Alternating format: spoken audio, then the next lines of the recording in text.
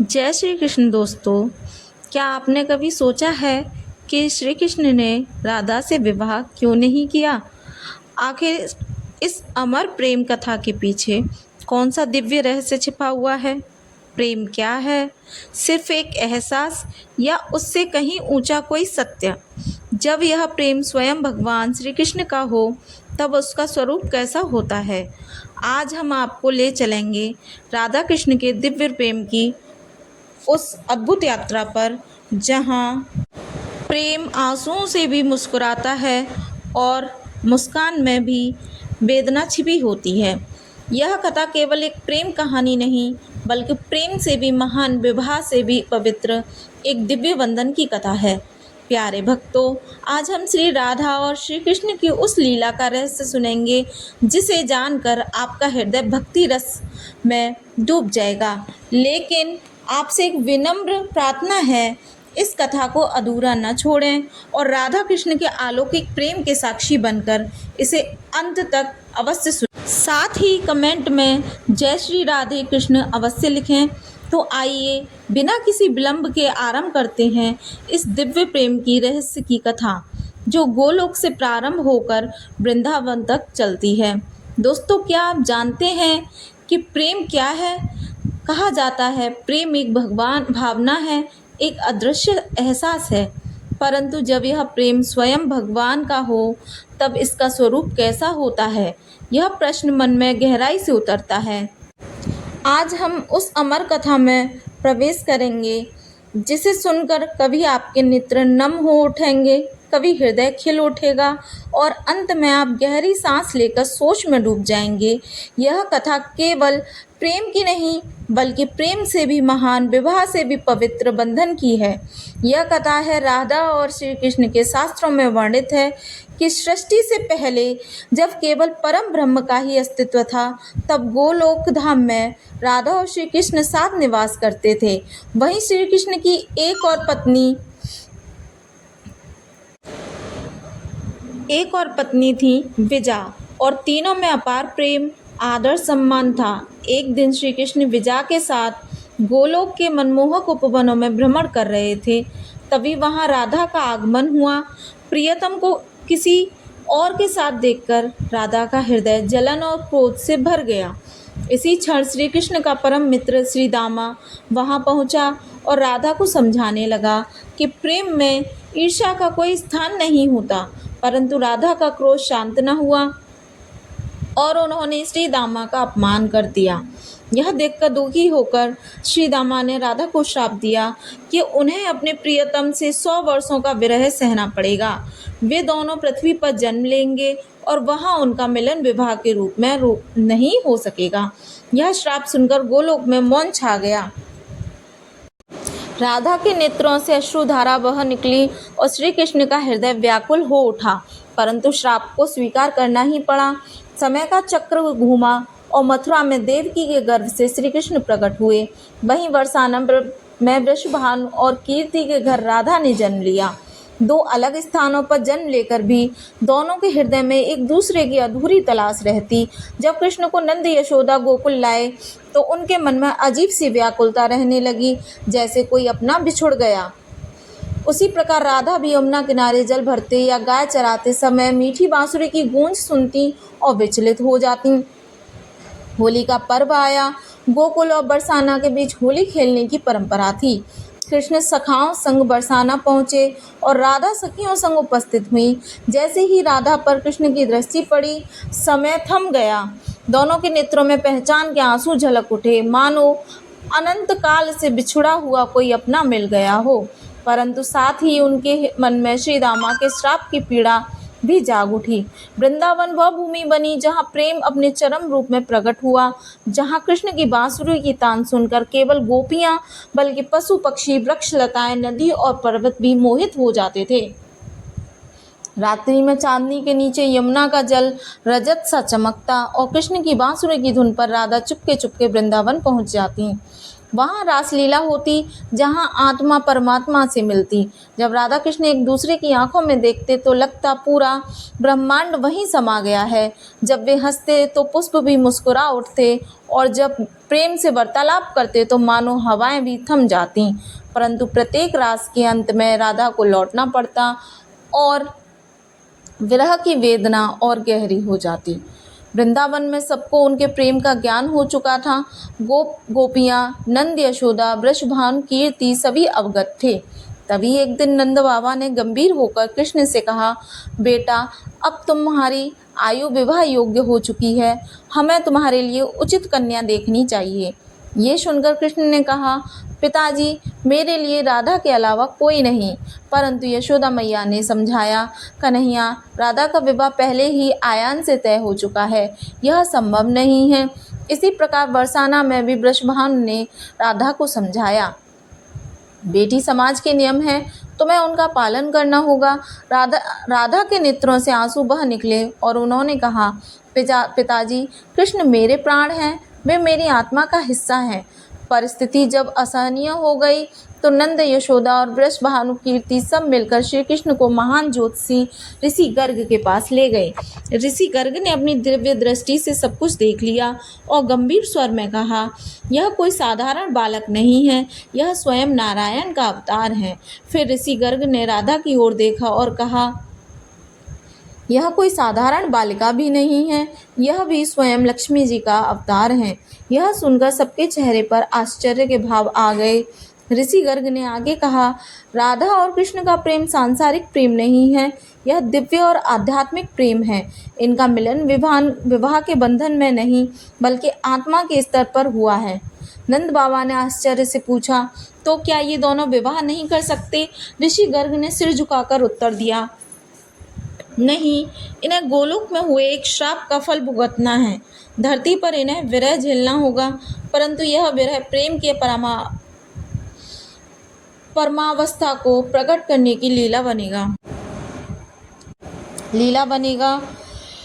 वृषभानु ने चिंतित होकर पूछा, तो इसका भविष्य क्या होगा? ऋषि गर्ग ने उत्तर दिया, कृष्ण का कार्य धर्म की स्थापना है, उन्हें मथुरा जाना होगा, कंस का वध करना होगा और उनका विवाह रुक्मिणी से होगा।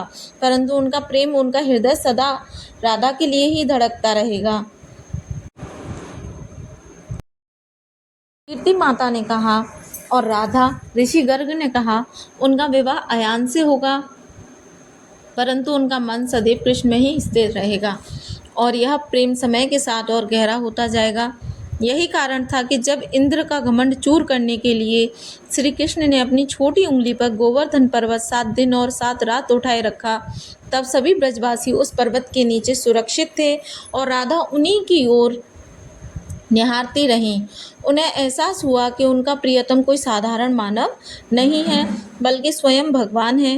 राधा ने धीरे से कहा, कान्हा, अब मैं समझ गई हूँ, तुम्हारा कार्य बहुत बड़ा है, तुम्हें संसार की रक्षा करनी है।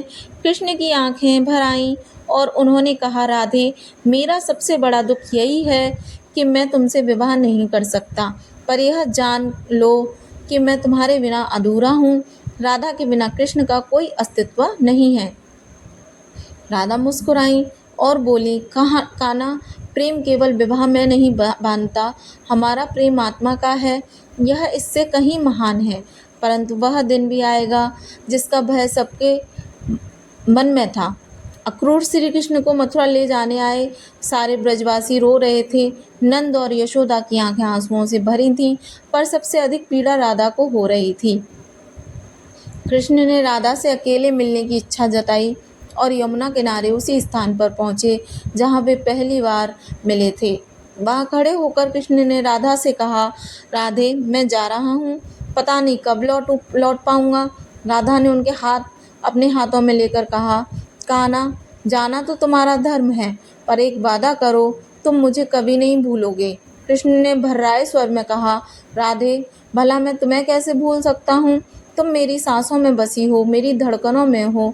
जब भी मैं बांसुरी बजाऊंगा उसमें तुम्हारा ही नाम होगा। राधा के नेत्रों से अश्रुधारा बह रही थी और उन्होंने कहा, कान्हा, मैं भी जन जन तक तुम्हारा इंतजार करूंगी। कृष्ण ने उनके माथे पर प्रेम से चुम्बन लिया और कहा, राधे, यह विदाई केवल शरीर की है, आत्मा तो सदा साथ रहेगी। रथ आ गया। अगर प्रतीक्षा कर रहे थे अक्रूर प्रतीक्षा कर रहे थे।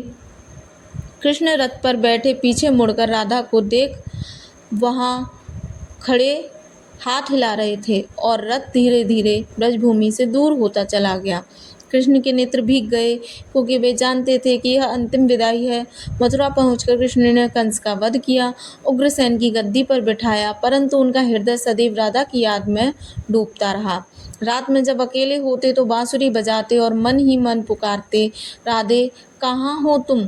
क्या तुम भी मुझे याद करती हो? उधर बरसाना में राधा का विवाह अयान से हो चुका था, पर उनका मन कृष्ण में ही डूबा रहता। वे रात को आकाश की ओर देखकर कहती, कान्हा, तुम कहाँ हो? क्या तुम भी मुझे याद करते हो? और आंसुओं से भीगती रहती।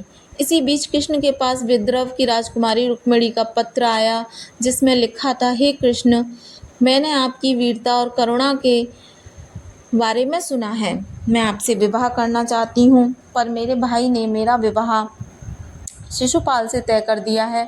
कृपया मुझे बचाइए। पत्र पढ़ते ही कृष्ण को राधा की याद आई और उन्होंने मन ही मन कहा, राधे, अगर तुम होती तो क्या करती? तभी उनके अंतःकरण में राधा की आवाज़ गूंजी, कान्हा, तुम्हारा धर्म है असहाय की रक्षा करना। रुक्मिणी भी मेरी तरह प्रेम चाहती है, उसकी सहायता करो। कृष्ण ने रुक्मिणी की सहायता की और रुक्मिणी जी का हरण किया और उससे विवाह किया, परंतु विवाह के क्षणों में भी उनका मन राधा की यादों में डूबा रहा। रुक्मिणी समझदार थी, उन्होंने कृष्ण के हृदय में राधा के लिए प्रेम को महसूस किया और एक दिन बोली, स्वामी, मैं जानती हूँ कि आपका हृदय किसी और के लिए धड़कता है। मैं आपके प्रेम की प्रतिस्पर्धा नहीं करना चाहती। कृष्ण की आंखों में आंसू बह निकले और उन्होंने कहा, रुक्मिणी, तुम महान हो। मेरा हृदय राधा के लिए ही धड़कता है, पर तुम मेरे लिए सम्मान और स्नेह की पात्र हो।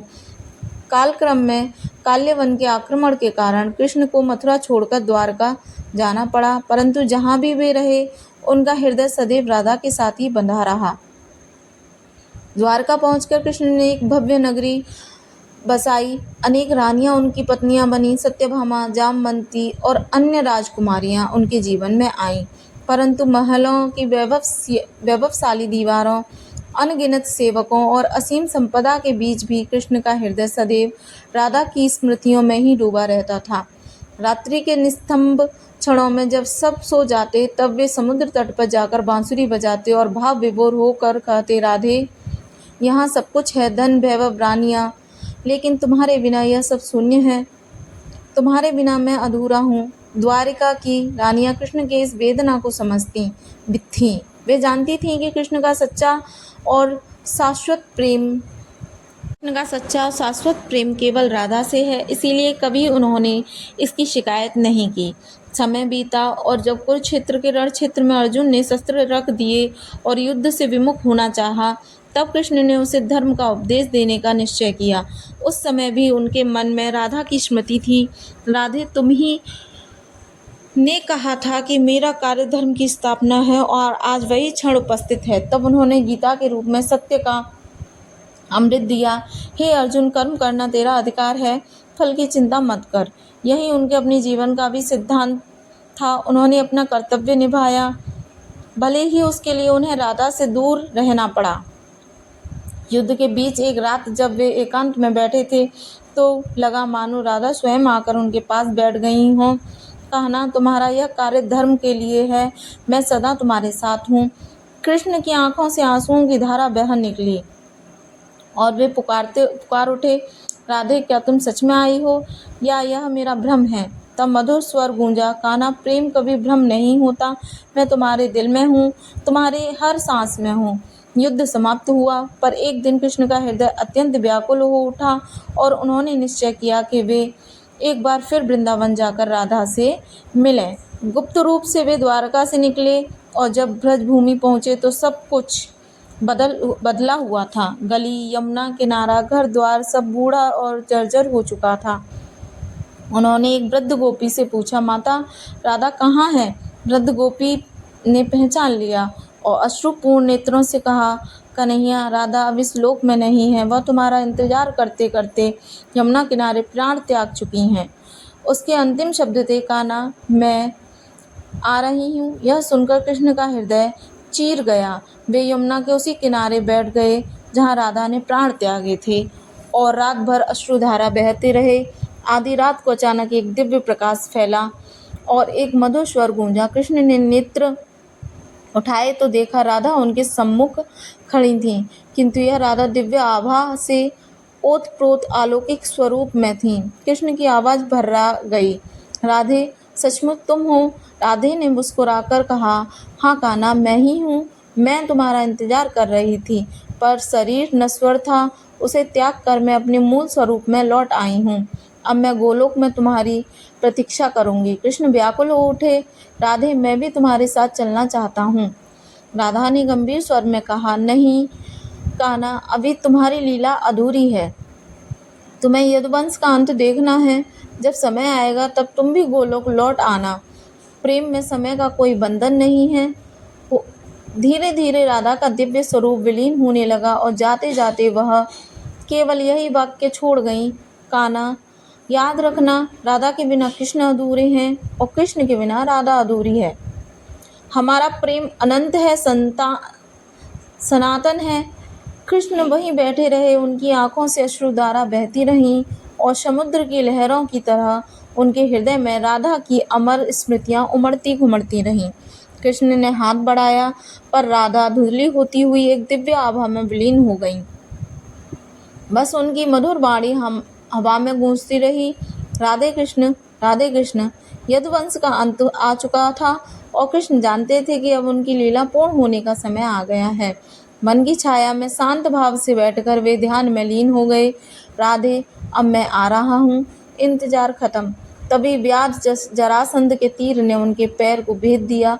कृष्ण मुस्कुराए और बोले, कोई बात नहीं व्याध, तुमने तो केवल मेरी लीला पूर्ण करने में सहायता की है। जैसे ही उन्होंने शरीर त्यागा, आकाश से दिव्य संगीत गूंज उठा, फूलों की वर्षा होने लगी और कृष्ण की आत्मा सीधे गोलोक पहुंची, जहां राधा उनकी प्रतीक्षा कर रही थी। अनंत युगों का विरह समाप्त हुआ और दोनों एक दूसरे के लिए आलिंगन में विलीन हो गए। अब आप सोच रहे होंगे कि श्री कृष्ण ने राधा से विवाह क्यों नहीं किया। इसका उत्तर बहुत गहरा है। पहला कारण था श्री दामा का श्राप, जिसने तय कर दिया था कि धरती पर उनका विवाह संभव नहीं हो पाएगा। दूसरा कारण था समाज की मर्यादा। राधा का पहले ही विवाह निश्चित था और कृष्ण उन मर्यादाओं को तोड़ना नहीं चाहते थे। तीसरा और सबसे बड़ा कारण था कृष्ण का दैवीय उद्देश्य, अधर्म का नाश और धर्म की स्थापना। इसके लिए उन्हें राजनीतिक विवाह करने पड़े, परंतु सबसे सच्चा कारण था कि राधा कृष्ण का प्रेम विवाह से भी ऊंचा था। विवाह शरीर का मिलन है, लेकिन राधा और कृष्ण का प्रेम आत्मा का मिलन था, शुद्ध, निष्कलंक, अनंत। यह कथा हमें सिखाती है कि सच्चा प्रेम स्वार्थ रहित होता है, प्रेम में त्याग होता है। राधा ने कभी विवाह की मांग नहीं की, बल्कि कृष्ण के धर्म कार्य का साथ दिया। कृष्ण ने भी अपने सुख को त्याग कर संसार के कल्याण के लिए धर्म का मार्ग चुना। राधा का धैर्य और कृष्ण का समर्पण दोनों मिलकर प्रेम को एक दिव्य रूप देते हैं। यही कारण है कि आज भी जब हम उनका नाम लेते हैं तो राधा पहले आती हैं। राधे कृष्ण यह केवल नाम नहीं, बल्कि एक संदेश है कि प्रेम में सम्मान और त्याग सर्वोपरि होता है। प्यारे भक्तों, राधा कृष्ण की यह दिव्य कथा हमें याद दिलाती है कि प्रेम केवल सांसारिक नहीं, बल्कि आत्मा का मिलन है। ऐसा प्रेम अमर होता है, मृत्यु के बाद भी जीवित रहता है। प्रेम से बोलो राधे राधे। हमें आशा है कि यह कथा आपके जीवन में भक्ति और सकारात्मकता का प्रकाश लेकर आई होगी। ऐसी ही और भी रोचक और आध्यात्मिक वीडियोस के लिए चैनल को सब्सक्राइब कर लें। कृपया इस दिव्य कथा को लाइक करें, अपने दोस्तों के साथ शेयर करें